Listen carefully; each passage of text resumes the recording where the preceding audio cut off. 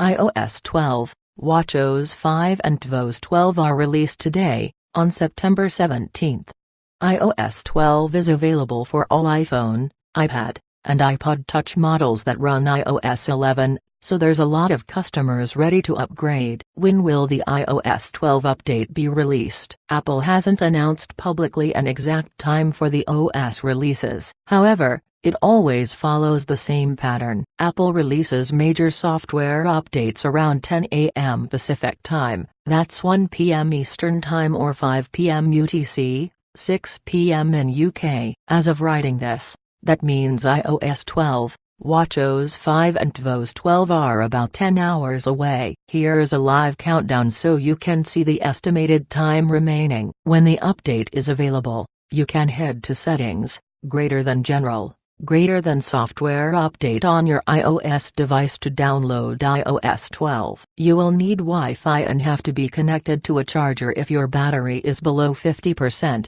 iOS 12 is available for all iOS 11 devices and includes new features like Screen Time, a revamped Photos app, an emoji series shortcuts, grouped notifications, as well as significant performance improvements that increase the speed and responsiveness of your devices. watchOS 5 is available for Apple Watch Series 1, Apple Watch Series 2, and Apple Watch Series 3. The first generation Apple Watch is not supported. To update your watch software, go into Watch app on the iPhone and tap on General, greater than Software Update.